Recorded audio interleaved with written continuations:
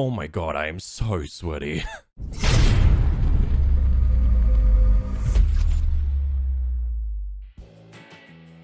everyone, welcome into another video. As things start to heat up over here in Australia, I figured I would teach you guys how to heat up the killer's face with a flashlight. Yep, that one, we're going with that. Also, remember to hit the subscribe button and to turn on the little bell for all notifications. Now, a lot of people think that using flashlights is a pretty basic thing to do, but there is a lot of ways that in fact you can use your flashlight. Me personally, I like to go for flash saves. It's what I do. Or as if you've seen in my last video, apparently being toxic. But what we're here to do today is to teach you guys how to actually flashlight save. I'm going to be showing you timing, I'm going to be showing you angles, I'm going to be showing you advanced ones, which we're not really going to get stuck into too much detail with. I'm just going to show you the possibilities of what you can do with a flashlight. Now, as you can see, I do land this stuff a lot on my streams, so if you guys would like to check it out, I am live every Monday, Wednesday, and Friday on Twitch at 6 p.m. AEDT. You guys can find my link in the description below. But with pretty much every part of this footage that I'm going to show you today, guys, I had some help from lovely community members of mine that decided to step in just so I can show you guys a bit more in detail on how to land these shots. Now, I know a lot of people are going to be like, oh my god, he set this up, it's in customs, no one does this. I land all these shots in my streams. It's just easier for me to give you in-depth detail with the views and angles I'm about to show you with thorough walkthroughs. Okay, it's capable, these steps are simple, I'll add some more details in there to make it easier for you, okay? But I know, dude, you don't believe me? Check out my stream. You don't believe me? Check out my stream. Again, just keep in mind that this is an educational video, you know? I don't need to sweat to do this stuff. I'm just trying to teach people how to do some stuff, okay? Just a bit of fun. So without further delay, let's get into it. Now, flash saving is one of the most rewarding things that can happen to you in game, but sometimes it can be quite difficult to pull off. So I want to teach you guys a few simple steps and a few cues as to when you need to time your flashlight. Keep in mind, the timing can be somewhat difficult for newer players. Even experienced players can still miss their shots, but I'm going to show you guys the basics. Now, say there is a down survivor and you just happen to have a beamer. Amazing, we're off to a great start. Now what's next is that you need to get used to the animation of a killer picking up a survivor. There is 2 motions to every pickup of every killer on every survivor when they're downed. Movement number 1 is from the floor to the hip region, and then the second movement is from the hip onto the shoulder, unless it is of course the nemesis who lifts under the arm. Also, a friendly little tip, you can tell when a killer is about to pick up a survivor. As you can see here, you will see our survivor is facing one way, and then as the animation of the killer locks into place that they are picking up the survivor rotates so their head is facing towards the killer's back. It's a little tip so you know that the killer is in fact locking up and picking up the survivor. Once you get used to witnessing these motions and these movements, you will then have to get used to the timing of when to turn on your flashlight. My rule of thumb is turning my flashlight on as soon as the motion of the killer hitting the survivor on their ribcage throughout the middle of the second movement is when I start to turn my flashlight on. Now, most killers are pretty tall, so with these high killers, you do have to aim your flashlight up a little bit in order to get that aim right, and this will take a lot of practice and a lot of time. Don't be too fucking hard on yourselves, okay? It's gonna take a lot of practice. Eventually it will come second nature just to aim in the one spot where all these killers' heads are.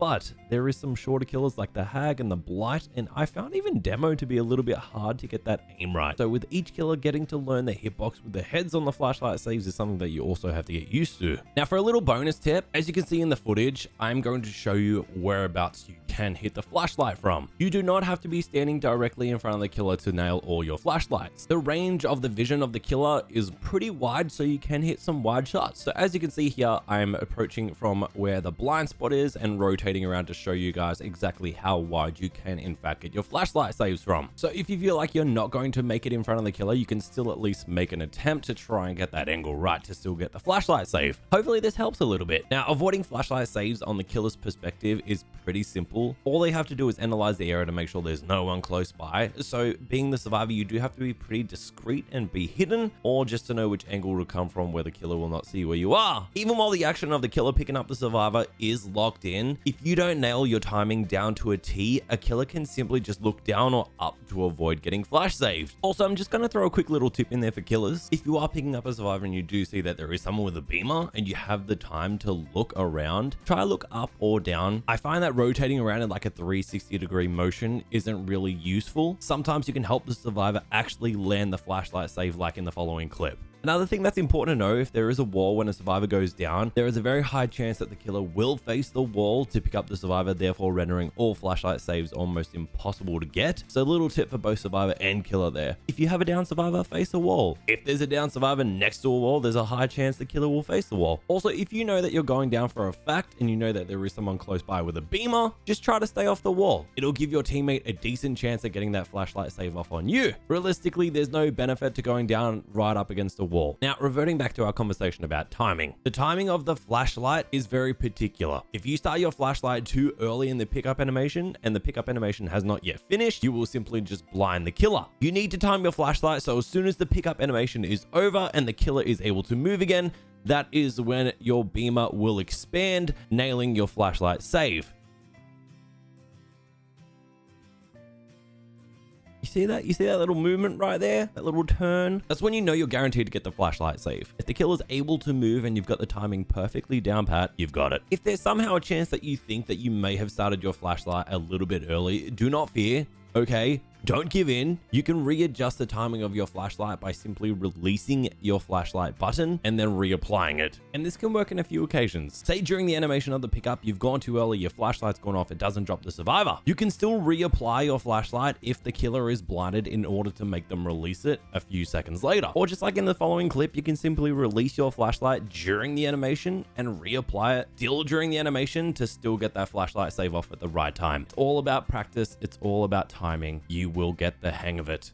Now, there is a couple ways in which you can use the flashlight for flashlight saves, which isn't most useful and more than likely won't work, but they still have other uses. Personally, I wouldn't push for them too much, but they can work and they have worked for me before. But for example, if a killer has already picked up a survivor and you are nowhere close and the killer is walking towards your direction and you've got a beamer in hand, there is a good chance if you point your flashlight at the killer's face, even though he's carrying someone, he will just look up or down or around to avoid the flashlight. There are moths though, they will look at it sometimes. It's very rare, but it might pay off. But it will almost never happen, so try to avoid doing it. But it can also help deter the killer away from hooks and buy you a bit of time as well. So there are some pros, but there definitely are some cons. You just can't kind of expect to get the flashlight save if the killer already has the survivor on their shoulder. And of course, if they're about to hook that survivor. And you're just better off saving that flashlight battery for something else, whether it be flashlight saves, whether it be at pallets and trying to get distance between yourself and the killer, or however you see fit.